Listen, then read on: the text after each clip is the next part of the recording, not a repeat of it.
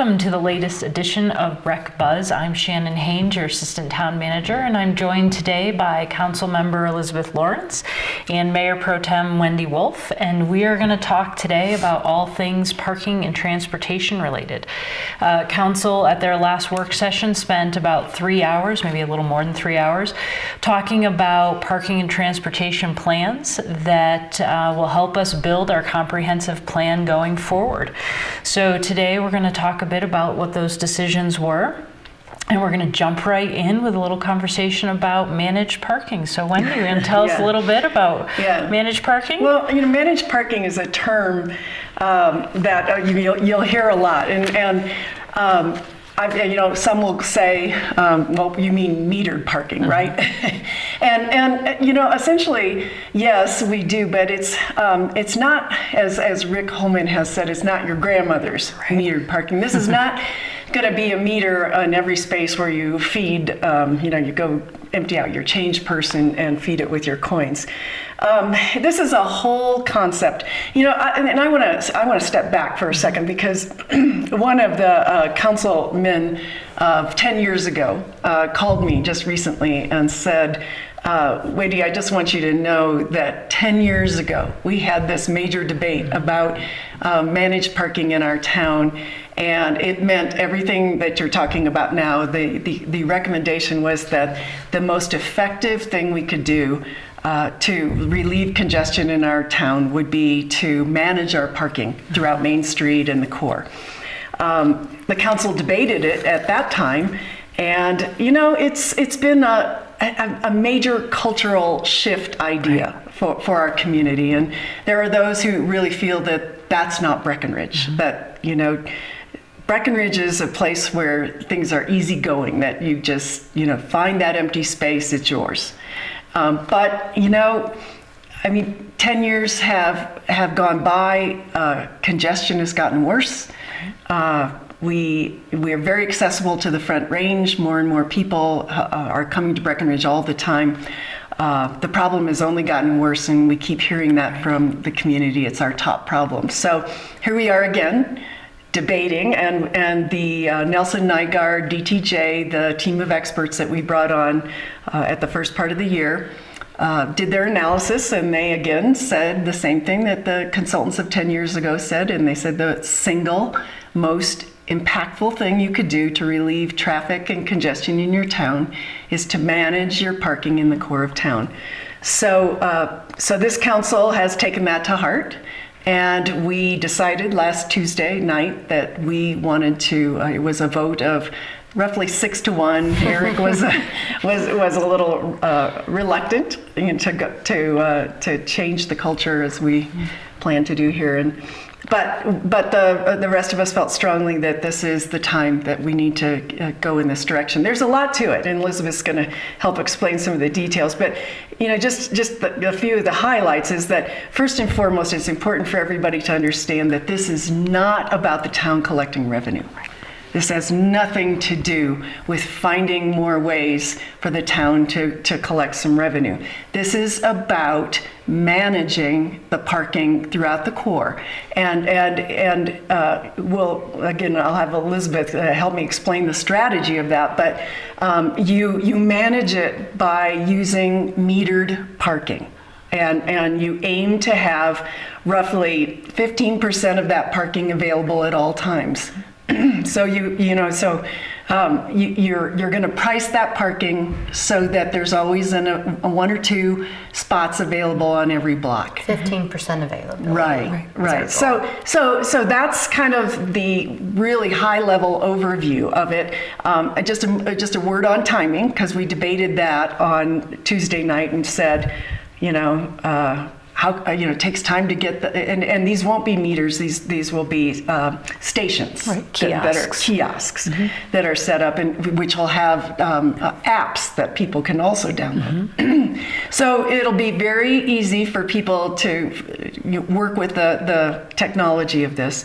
And we debated the timing, and we decided probably the sooner the better, because if we don't get this in by ski season, which is our most important, most congested time period, then we actually lose a year. and on getting this in. So we're going to hustle and try to get going on this. That doesn't mean that we're not going to bring the community along in terms of getting used to it. I mean, we're all going to make mistakes, and we're all hoping that the police department doesn't just issue us a ticket on the first mistake. Right. Yes. So anyway, again, that starts the overview, and then Elizabeth, you know what I missed and can. Sure, and just to reiterate what you've keep saying, really the number one way to reduce this congestion that we're having is to have this managed parking. And so the timing aspect, we really, I think, put a lot of thought into that. And it takes a bit to get these machines in. Staff is working on it now, trying to get them ordered. But we want to get these here and in place before this ski season. And it's going to be a test period. We are going to make some mistakes, and the town's going to have to come along with us and our guests and residents as we go through it this winter. But we need to get started on this process. And I can't imagine telling people, well, we're not going to change congestion until the 17-18 ski season. Yeah. We promised more than that. We have to do more. Right. So this is the way we can do it. These machines are sophisticated. We can really control them in such a neat way. We can set the parking pricing, and it can not only change for the time of year, it can change throughout the day. These are very, very sophisticated machines, and I think that we're going to come up, along with our local business community, the best strategy. And again, the parking is not to make money, it's to make it, you charge the least amount you can to still make it available. That's what we hear from the experts. That's what they've implemented in other places, and it's working. And that's what we're going to do. It might be a quarter an hour sometimes. Other times it might be $3 an hour. We're going to have to see. But what we do know is we have a lot of people, employees that are parking downtown on Main Street, residents that are parking on Main Street to just run errands, and maybe they'll leave their car there for hours or to go skiing or whatnot. And that's not freeing up those valuable spaces for our guests.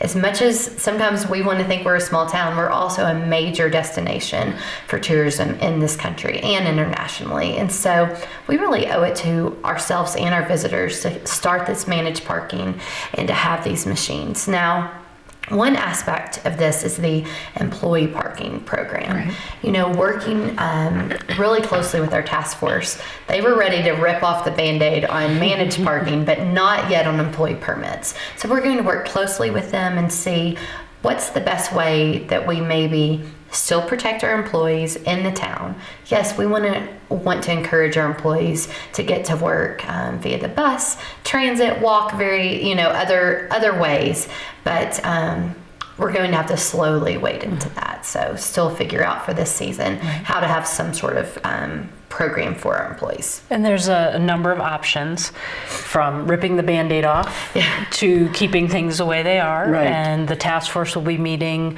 on Tuesday the 12th to have that discussion and come back to council with a recommendation on how we should move forward, knowing that our employees are a little bit anxious. They know that their permits are expiring, and they've been given a grace period so that they can park still until we get this figured out. But the plan is to get the task force working on that. And we have some great members of the task force. I can't say enough good things. Wendy and I have been attending those meetings faithfully, and they are really dedicated and really passionate about this issue, and represent a wide range across our business community. And that's another thing, is we go into managed parking, we're going to really work with our local business community, staff, council. I mean, we're here to listen, what makes sense for this community, because it is a big change, but we also know we're long overdue on it. I think the most important thing for the community to understand at this point is that we're going to be heading into a period of change.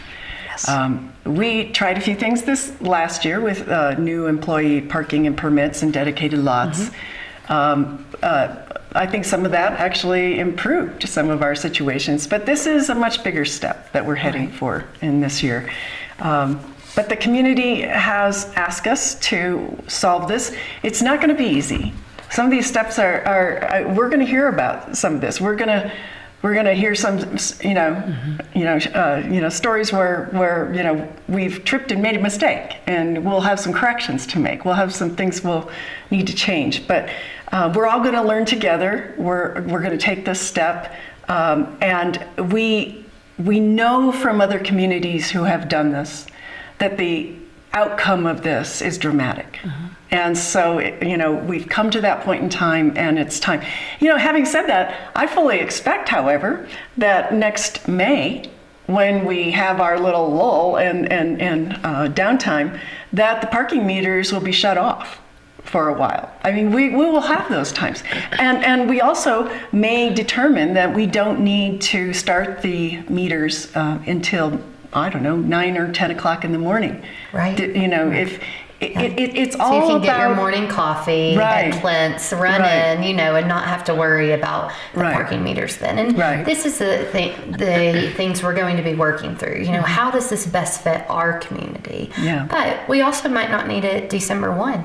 Right. It might Yeah. be empty, and then we don't really need to turn them on until December 20th. That's what we need to start That's working right. on. And we are going to work on that this summer and fall. We're dedicated to Yeah. our answer, our solution. Yeah, I think the one other thing to say about the technology too, and our police department's already using this technology, is that this is all done by license plate. Correct. So this won't even be going to the stations and getting a slip of paper to run back to your dashboard. The trickiest thing will be knowing what your license plate number is, which I need to memorize now. But once you have your license plate number, you will go right into the system. Whether you do it at a kiosk or whether you do it on your phone. Right. And the nice thing about downloading the app to your phone is that if you're sitting in a restaurant and you realize that, or your phone tells you that you're about to run out of time, you can make that adjustment right on your phone. Right. You don't have to run outside in the snow and do that. So, the technology of this has come a long way.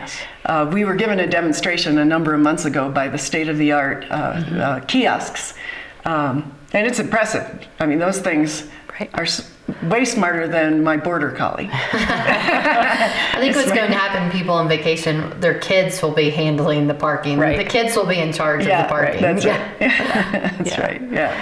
And I think it is important to note that there's the ordering the machines, getting them set up side of things, and then there's the community outreach and education, and really getting our community members and businesses on board and understanding what the system looks like, and how they might be able to use it to their benefit. Yeah. So it is an exciting time, a time of change. Yeah.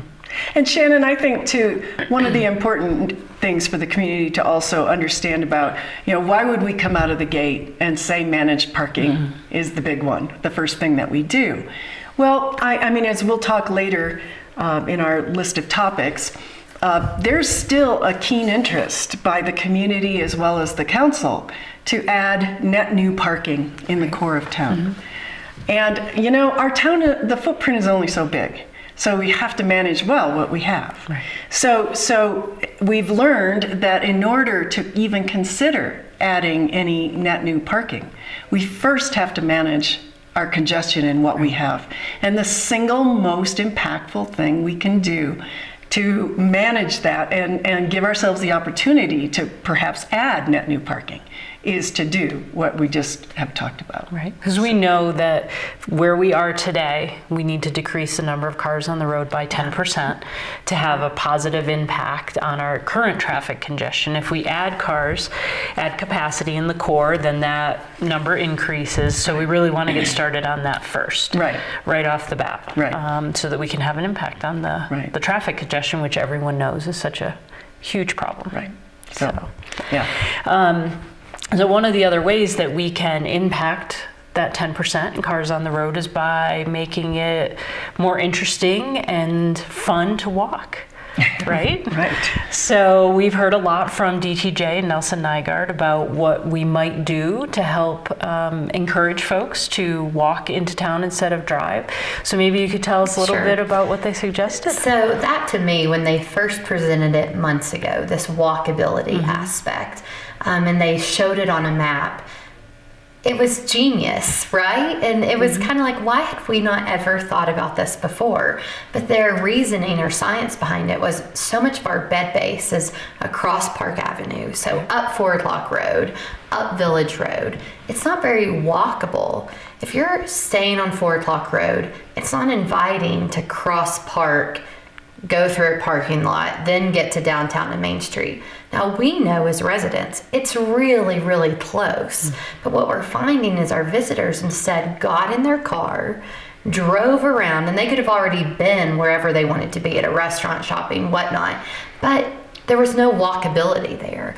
And so I think some of the most impactful things we can do is change that, have better sidewalks, wider sidewalks there, improved walkability from Forward Lock down into town. So basically that will cross through like the Riverwalk Center parking lot, really change how that will look. You know, the Paley structure is going to be installed. We're going to have a roundabout there at Forward Lock. So all of those pieces tie in together, improved lighting. Basically it's going to be this really inviting way that you want to go, and it's going to show clearly this is where the action is down on Main Street and how close you are to the condo you're staying at Forward Lock Road. And so the best way to do that is probably to do this in stages. Forward Lock is what they deem first, Village Road next, some other areas around the Dredge Pond. It's really dark through there. You don't want to walk through there at night. I won't walk through there, and I know it well, but it's kind of intimidating, you know, especially as a visitor. So it's really time for us to kind of improve some landscaping features, lighting, things like that, just to make it where people feel that our town is walkable.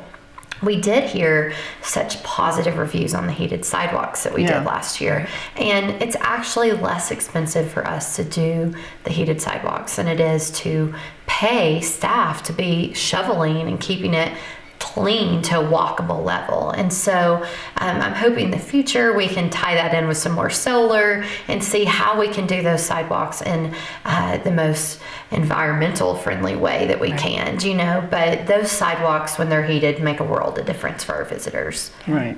Absolutely. So 4 o'clock is our first step in this process. We're hoping to have that done by summer of next year. And the staff is working to try to coordinate the construction of the sidewalks with the construction of the 4 o'clock roundabout, which everyone is excited to have start next year, early next season. And like Elizabeth mentioned, it will be this kind of pathway from 4 o'clock right down into the Riverwalk by the sculpture into Blue River Plaza. It seems like it's a really great place for us to start. Right. You know, and I think everybody's probably thinking then, yeah, but you haven't addressed the most important one, the village, the most congested place to cross Park Avenue. That's a tough one. We spent time on that, a lot of time on that last Tuesday, and we've spent time on that for months. We've debated everything from a pedestrian bridge to a safe place in the middle where they might cross and hang and then cross the rest of the Park Avenue. And we've talked about lighted signals. I mean, what haven't we talked about? I think we've talked about every possibility. You know, no silver bullet here. We're going to have to probably try some things there. That's the one place that people cross where the behavior is amazing at times. I mean, in our busiest times, when people get off the mountain at around between 3 and 4 o'clock, we have hundreds of people crossing the village per hour. So that's a huge rush, and then it gets a little more sporadic as time goes by. So you have different behaviors going on, and so we have to be able to deal with those behaviors. We realize that it may even take some managed people out there to maybe, you know, trigger a crosswalk signal light or something like that to make that happen. So we're gonna start trying some different ideas, starting with this season to even make our situation better. If that one doesn't work, we'll try another one. We'll keep trying until we get to the right idea. The experts told us that if you build a pedestrian bridge, people will still cross at street level, unless you do something quite drastic, like build huge barriers to force them to use the crosswalk, they'll still try to cross the street. So we might as well plan that people are going to cross the street and we need to do it safely. Right. So that's probably still the biggest puzzle. That we're in how we'll ongoing do work there. pedestrian. Yeah. Right. But otherwise, yes, 4 o'clock will be a big effort in this next year. We had to delay the building of the roundabout for a season because of construction bids. We'll get at that really early this fall. Be ready to go in the spring, and then we'll start construction of all of that next spring. Right. These improvements for the walkability, they've put a lot into it, exactly how wide the sidewalks need to be so that multiple families can pass each other at the same time, and how close together the lighting needs to be, what the grade needs to be, etc. So it's not going to just be adding a small sidewalk. I mean, we're going to be very thoughtful about this and make it so that you want to walk it. Yeah. Right. Yeah, great. So if you don't want to walk, you can always take the bus. Yes, you can. So transit is something we've been working on improving. Folks probably know that our service was cut during the Great Recession, and we've been building in pieces of transit back into service over the last several years. So maybe Wendy, you might just talk about what we did in the last year, which was, when we went and looked back on it, we realized we'd made quite a few steps forward, even during this process. Yeah, and the free ride has been doing very well. We have a very highly utilized free bus service throughout our town. One could argue that it isn't frequent enough in some places, and then at some times the buses are too full, people are getting left behind, and so we really addressed that. In this past year, we upped the yellow route frequency of that, as well as adding another bus to it. I think we made improvements to the brown route, the purple route. We started the black route a little earlier in the season than normal. We did a number of changes to up the frequency and amount of bus service on some of those heaviest routes. We also made the decision to bring back a bus that is outfitted to be a trolley, which is very exciting, and I think we expect delivery on that most any time. And we're working on exactly what route that will assume. It's going to be somewhat at least of the orange route. Right. Up and down Main Street. We're not sure exactly what point A and point B might be, but in between, it's definitely going to be up and down Main Street. And that's a great a trolley psychologically, that a bus that is adapted to look and be a trolley. Tells people that it's going up and down Main Street without even having to look at a route map, which is, I think, a real advantage for our visitors. And so I'm excited to see that come back into the mix, and I think that we'll see some great, and there's going to be many more improvements to transit. This is just the beginning of it. It's just the beginning. One, I think, for Elizabeth and I especially, one of the most exciting additions for next year is what? On the purple route, it's going to be bi-directional, which we should probably explain that, what it means. But it means it's going to go to 2 different destinations, correct? It'll be reverse. Yeah, reverse. And so possibly add in a stop at the rec center. Right. So that would be very exciting. So the purple route runs Wellington neighborhood is the end of it, and then downtown about Ridge, French Street area is it goes through there, back to the transit center. It was kind of missing that rec center piece, so I think they can easily add that in and make it much more efficient. And that route really gets used a lot. My family, we've been riding it quite a bit lately. It's changed our life as our daughter has been able to ride it, and that's always an exciting thing when your kid is a middle schooler and can ride the bus and have a little bit of independence there. And it's such a great route that's used very often, not only in the ski season, but in the summer too. Because I think people are finding it's quick enough and easy enough to get from where a lot of our residents are living back down into town. So that's a big improvement. And then the orange route, Wendy touched on that. We're going to look at reconfiguring that in the best way that we can. whether that's 10-minute service, 15-minute service, that's what we're trying to figure out. But it might be that often. Yeah. Yeah. Which would be great, possibly Yeah. from the ice rink, downtown, and really get people back and forth. And I think that would help a lot with those employees, that want to park out at the ice rink, and then they could get to their office pretty easily. And then same with the yellow route, which yellow route, Wendy touched on that, it is popular. I mean, it is used quite a bit. And so there's a lot going on. We needed those extra buses that were added. And I think as we implement more parking strategies in town, people will be more comfortable taking transit if it's more frequent service. Yep, absolutely. I think folks are also probably wondering, bus doesn't get to everywhere in our town. Right. When are you going to address some of those things? And we certainly have heard from some of the folks in the Warriors Mark area, Upper Warriors Mark, and other sporadic places throughout town. It also doesn't make it out to the Highlands area. And we're going to continue to look at those options and those possibilities. We really do believe in transit. We know that if we're going to encourage people to get out of their cars, there has to be an option. Right. And the great option is the transit. It really is. And we're going to look, and I hope we talk about this pretty soon. I know we touched on it last Tuesday a bit, but, shelters, what does that look like? And how can we add in more shelters? And where do we put those that make the most sense? One thing, we have winter so long here. A lot of people don't want to ride the bus because you're imagining that you're standing outside a bus stop, getting snow everywhere, et cetera, et cetera. And so it's probably time for us to start investing in shelters. And we've partnered with the Public Art Advisory Committee, and they're going to be looking at that.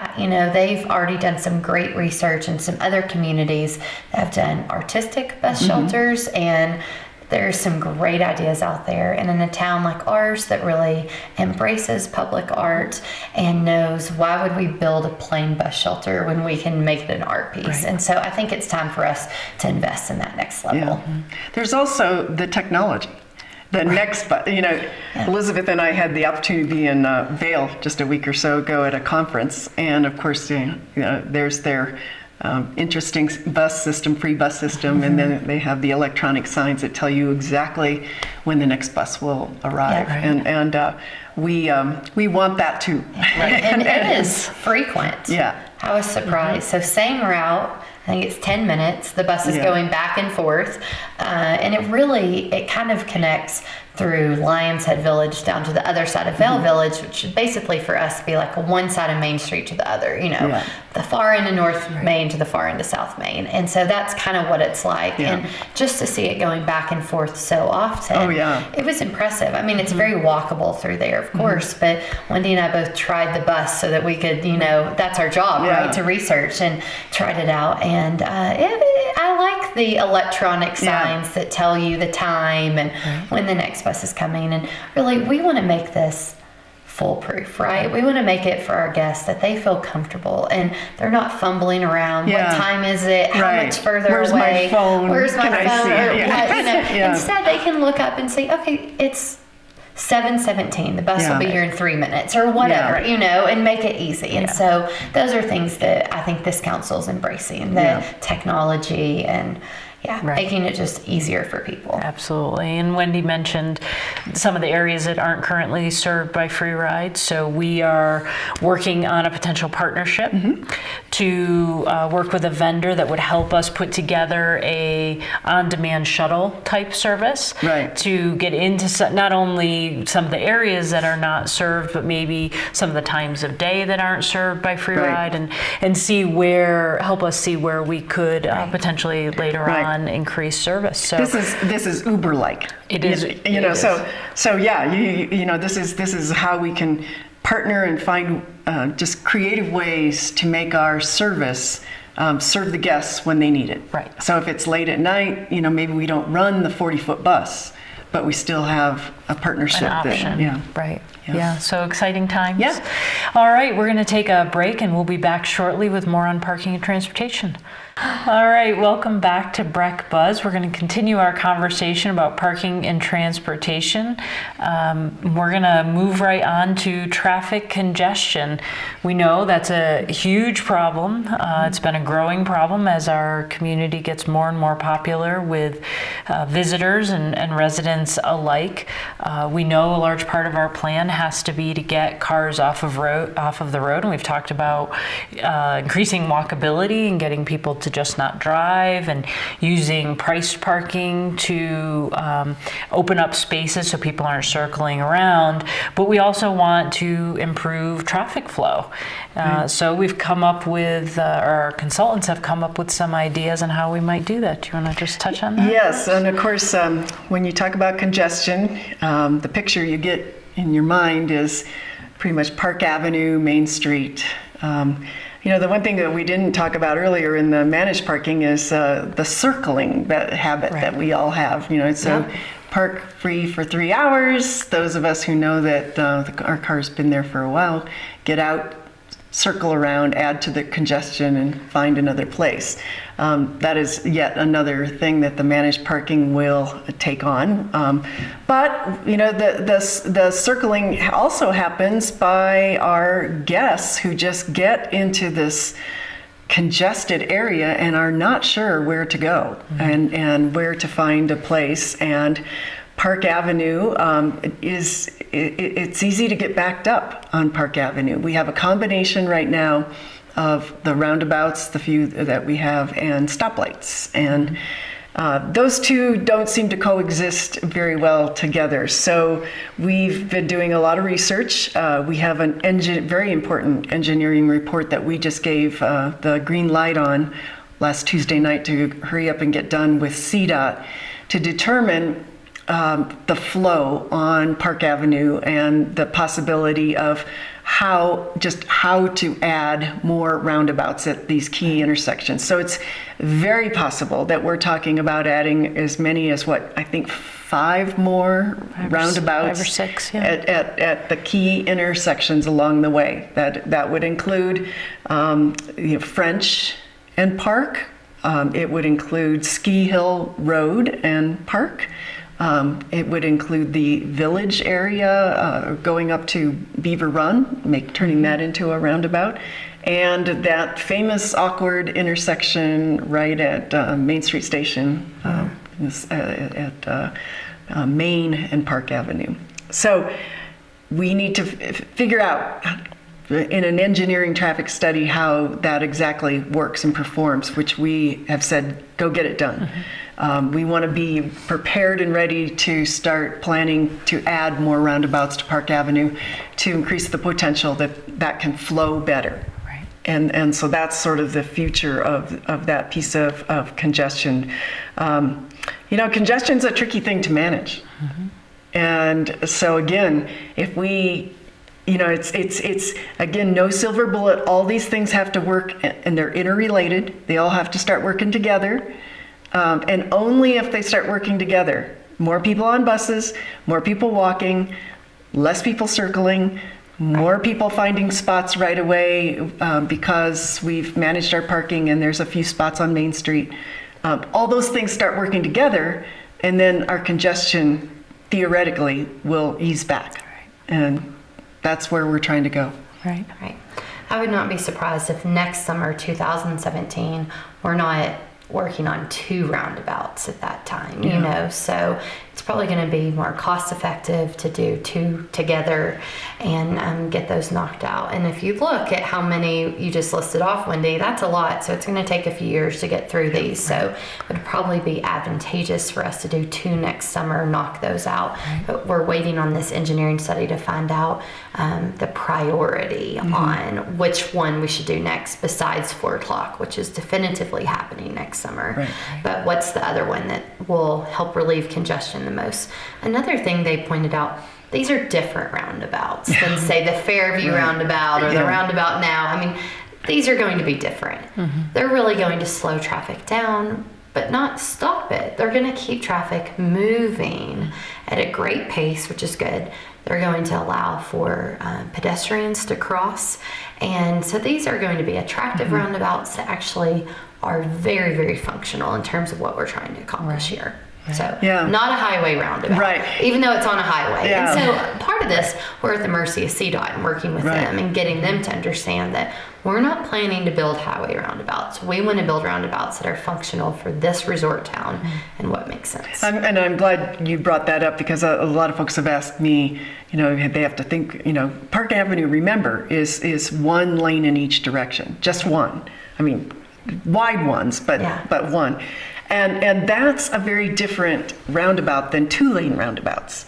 1-lane roundabouts are designed to slow traffic down and allow people a break between cars. Pedestrians can cross, another car comes, so it's a nice pattern that we can, hopefully in a flow that we can get into. This is going to take time too, because we're still going to be in the interim faced with a couple of stoplights and a few more roundabouts, and so it's going to take us a while to get to the point where Park Avenue really reaches its better place. But we're determined to work on that. And in addition to the car traffic, we know that our buses often get stuck in traffic, or they get stuck coming out of the transit center because they can't make a turn onto Park Avenue. So a roundabout at either French or Watson would assist in getting those buses out in a timely fashion and get people to where they want to go on time. So they're wanting to take transit. So there's a lot of benefits to roundabouts. And Elizabeth, you brought up the timing, which I think is very important for folks to understand. We can't rip up Park Avenue and do 6 roundabouts at once, so we'll have to phase these in. But it will be quite interesting when it's done. So, and CDOT's already been to a couple of meetings with us, so they're on board and at the table, which is an excellent start. One of the things we talked about while we were on break a little bit was wayfinding. So Elizabeth, you said you had folks you see common that don't know where they're going because the wayfinding just isn't out there for them. Yes, especially in my office, I work at the community center on Harris Street, and oftentimes I see people standing at the corner of French and Washington, and they're scared to take that next step, because it looks so residential when in fact it's right there. And so that's often why people drive, because it feels more comfortable to be behind the wheel of a car than be wandering around aimlessly, walking, especially in snow. So a lot of this that we've talked about for a while is we really have to improve our wayfinding in Breckenridge, not just street signs. It needs to be bigger than that. And put ourselves, what would it be like to be a tourist here for the first time and trying to get somewhere? And how am I best going to do that? And we want to make it intuitive and beautiful and fit in the character of Breckenridge. So I think this wayfinding aspect, which really goes along with the walkability, but also driving, right? Because people that are driving, if they're looking where they're going and they can't find it, that really is that. You've all been behind that person, right? Stopping every 2 seconds, and you're so frustrated. And so we want everything to just be so much easier for our guests and residents both, to get around town. So this will also be working hand in hand with our Public Art Advisory Committee, how we can help people get around our town in a beautiful and functional way at the same time. And then Wendy brought up a really great idea. I'll let her tell you about that. Well, I mean, it was actually Eric who threw it out at the last council meeting, and we all the light bulb went on, that maybe we should, have information people out there, much like what the ski area does, who are,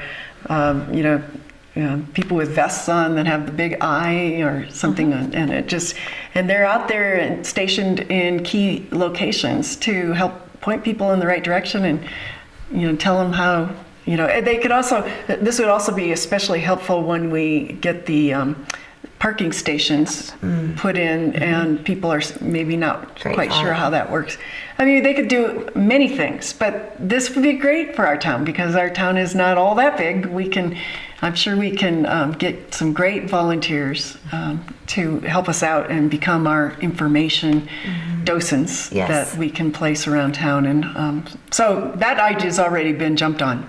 Yeah, And- it's kind of like when it you're has at the been. airport, right? And there's Yeah. the people at DIA and their vests Yeah. and they're ready to help you and they're so Yeah. eager and nice. Yeah. And, Right. you know, we want that too. We Yeah. want our guests to feel welcome, but also we want to provide them help, you know? So, Yeah. so people aren't always in their phone and can ask a real person. Right. Yeah. Yeah. And we talked a little bit about the where's my bus? When's my bus going to get here? And we want to tie that in with parking to give people better information about where they can find parking, where spots are available. And so staff will be putting out a request for proposal in the next couple of weeks to get some vendors in to really help us design what that will look like. So that's a pretty exciting technology step that council had actually approved funding for previously that we'll get started on. Yeah. And we did hear from our consultants that the second biggest way that we can reduce congestion in town is for people to know where they can Yes. park before they drive into town. Right. So if town is 100% full, but those people are driving in, you know, from the north and they're circling around downtown only to then be sent back out to Airport Road to the skier lots out there. You know, that's adding to that congestion. And so if we can provide some way to let people know this is where we have available parking ahead of time, you know, up to date real time information, that will really help reduce that congestion. Right. And we believe we're having more folks coming in from the south. Absolutely. So staff at your recommendation is starting to look at how we can get better information to those folks coming from the south and how we can get them to maybe use the ice rink Right. Yeah. parking lot in the And we've future. seen that. Right, we have seen that. We'll be starting traffic counts on that into Right, town and get a right. better handle on that. So it's a lot of pieces in the mix here, but we know that we need to really work on that to impact number of cars on the road. Yep. So And that will be working hand in hand with the ski area too. You know, if the gondola lots are full, we need to let people know that before they ever hit the gondola lots, you know, and figure out the best way to get that information out there. And so that's something that we're going to have to work together this upcoming winter and just be creative over the next couple of years as we're implementing this. Yep. So we talked a little bit about adding capacity, needing to really work on traffic congestion and some of these other first steps before we could add capacity. But certainly the option of adding capacity in the core of town has been discussed Yep. by council. So maybe you tell us a little bit about Well, that. yeah, certainly a few months ago, people heard and we debated, we talked about a parking structure. And the prime location that we talked about a parking structure was FLOT. And so even I hear it in the community. I know a lot of people feel this way, that they feel that when they voted yes on 2A, that they were essentially saying yes to a parking structure. And certainly, I think we all felt very strongly that increased capacity in the core of town was a goal of ours, something that we wanted to get to. At the same time, we debated, at one point we put out that we might consider a structure up to 900 spaces there. And at the point where we started talking about not only the size of the structure, but the aesthetics of a structure, we got a lot of feedback from the community as well as the ski area. And we listened to a lot of that feedback. As council members, as staff, we were taking that into consideration. And we were challenged by, lots of great questions. And some of those great questions were things like, are you sure that's not going to just add to the congestion and flow problems that you have in that village area? So we took a look again at all of our data that we had at that point in time. And the interesting thing about the data that we had collected at that point in time, we were looking at what size could be put in that, because the town owns that land, FLOT. We don't own a huge parcel of land anywhere else. So we were predominantly focused on FLOT because that was the land we had to focus on.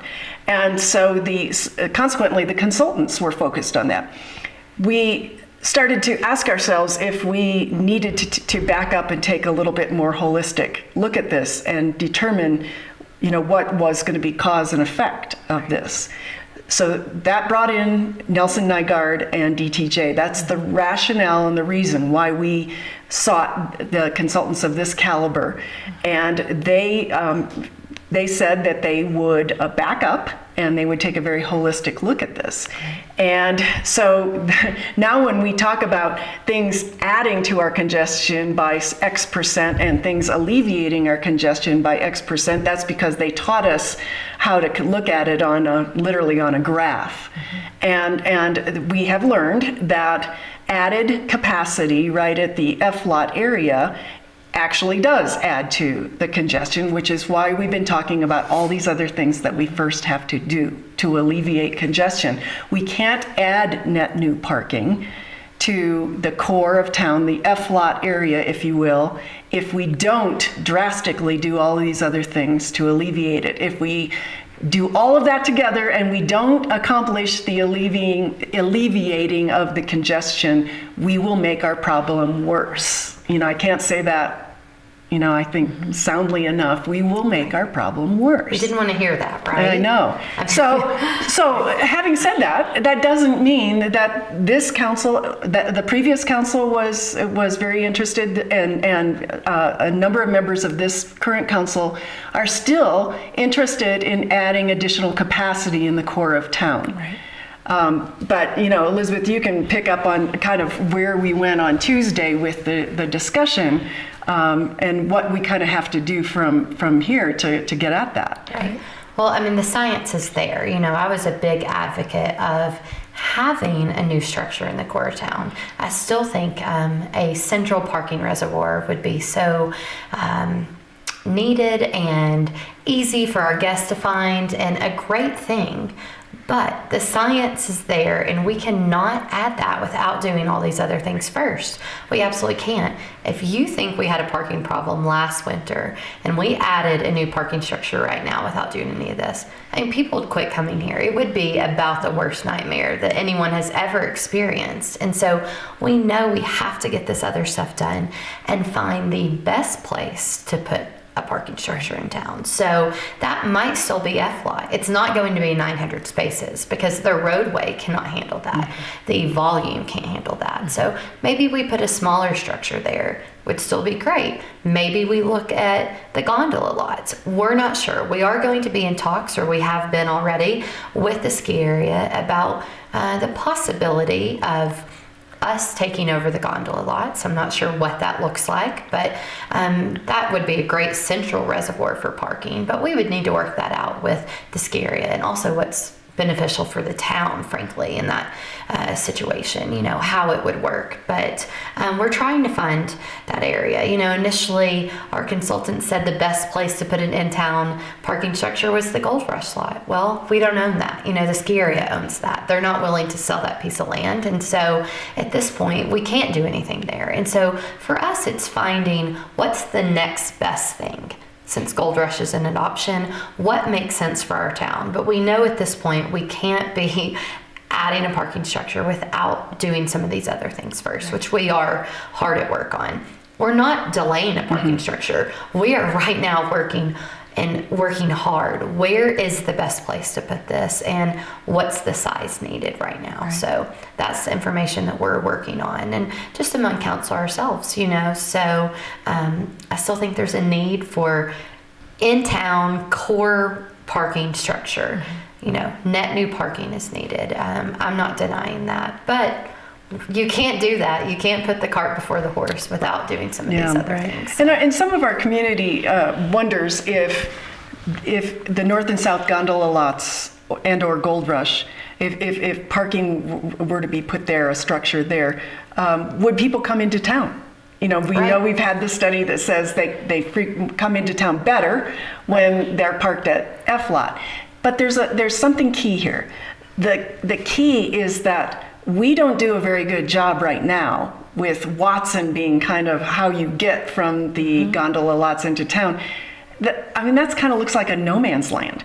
We pile snow up. You can't see it. The sign there right now says to downtown. Doesn't say you're in downtown. I mean, you're as close to the downtown area when you're there as you are when you're in FLOT. Great it's point. just the perception of where you have to go to get there, and lighting, and better wayfinding. So we truly believe that if we did have the opportunity to strike a deal and do something on North or South Gondola Lot and do better pedestrian access into town, that we could blend all of this together. So, we look at this as an opportunity, not as a plan B.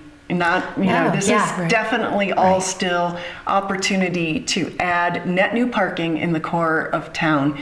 But it's very important that we do this right and not make our problem worse. So. But yeah, and you're right. If we could add something on the gondola lots, but extending the river walk through there and having this great walkability and lighting. I mean, it would be an inviting place that you would want to then take just a few steps and you are in downtown. But the way it is now, it's a little scary, right? When you're walking across a dirt parking lot and various other things, and it's dark and it's not very inviting. And yes, so and you are parking lot into a parking lot through a parking lot in order to get to Main Street. And we know from the current master plan for that area and from the drawings that DTJ gave us that we could really make that river corridor beautiful. Absolutely. And make an inviting pathway for folks who park in those lots to either get to Ski Hill Road or right out to Main Street.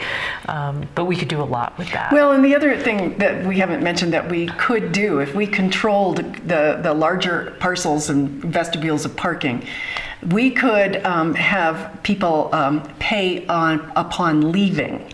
We could do some creative things, like if they left at 4 o'clock, our most congested time, they pay the full $20 or whatever it costs to pay that day. However, if they were to stay, go into town and not leave until 7:30 or after, their parking could be free. Right. Yeah. And so there's things that now the town is very willing to consider those sorts of things because we work in partnership with our businesses. It's better for the businesses, better for the town, better for everyone. And so that's an opportunity that we have as a town, and that makes it attractive for us to perhaps be, really take over all of that parking and control that sort of activity. And it could blend in well, because we own East Sawmill, which is the parking lot that runs, the alley behind Gold Pan, to the transit center back there.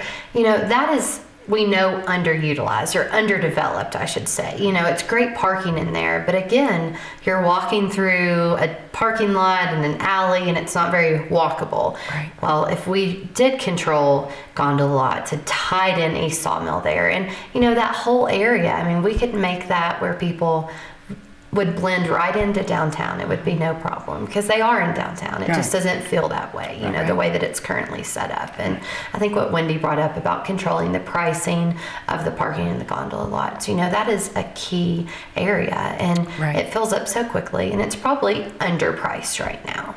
And that idea of price upon or pay upon exit really has as big an impact on traffic congestion as anything else that we could do. Absolutely. It's a large reservoir of cars leaving generally about the same time on a peak day, and if we could keep some of those cars off the road, that would encourage them, hey, let's just have dinner here instead of down the road. Yep. Right. And maybe your day of parking is free if you leave after 7 or 8 o'clock. And what you just saved on parking buys somebody a hamburger. That's right. That's right. Right. Yeah. Okay, so I was just going to talk a little bit about our next steps. So we got some great marching orders from council at the last meeting. Staff has already gotten together and put together the start of a timeline. We've got a lot of projects to get working on and a lot that we want to accomplish for next summer, say within the next year, from price parking to improved sidewalks, all these things that we're ready to roll on.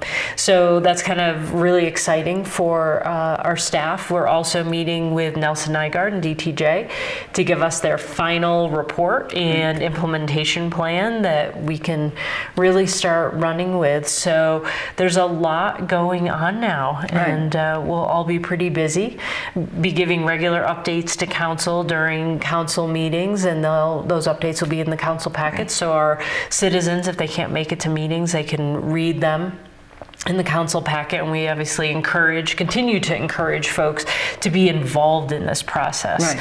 You know, it doesn't stop with the community meetings we had. We need to continue to have our community engaged in this process and really be interested and educated on what's going on. I think as we, do some big changes here, this is really when we need our community to lean in, and come along with us and really offer their input and, valuable advice and opinions on this, and this is a time, I think, to thank these people that participate in our community meetings. Wendy and I were all of them. We saw the same people at meeting after meeting that came and offered their opinions and really participated in the process. And that's how we got to a lot of these areas, Nelson Nygaard and DTJ together did a great job of offering up different options and letting people weigh it, what they felt.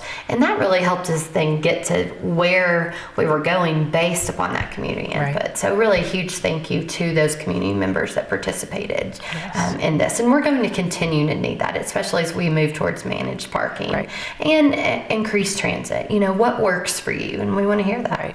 Well, and the community held the value of town character very high in all of this. And while this is a lot of change, I believe that we are designing something that is within the character of Breckenridge. It will mean change. If you don't manage the influx that's coming at you, then it's the demise of the community as we know it. So we're at that point where we really must manage what's coming. And I think a lot of people have said, well, maybe we just should quit marketing. It's not that simple. We're in very close proximity to the Front Range. The Front Range is growing by leaps and bounds right now. We're one of the first wonderful places you get to in the mountains. So we're going to experience people coming to visit. We're a wonderful, beautiful mountain town. So it's important that we know how to manage this visitation and make it a wonderful experience for everyone. So we'll do it, and we'll do it in the character of Breckenridge. We held that value high throughout the entire process, and I'm very proud of how that all worked out. Agreed. That's so important to say. I think we can assure everyone we're not going to have flashing neon arrows pointing parking this way, and that is so important to this council, what will still look Breckenridge and be functional. So, and we're going to do that with a lot of thought and, great staff working on this for sure. So thank you guys. And it is a living, breathing plan that we will assess how we're doing. And if something's not working right, like you said, we're going to make some mistakes. We will make changes. We're not just going to move forward kind of bullheaded on it. We're going to assess ourselves and look at our achievements and look at where we need to do things better as we move forward. All right. Well, thank you. Thank you very much. Thank you. Thanks. Thanks for joining us.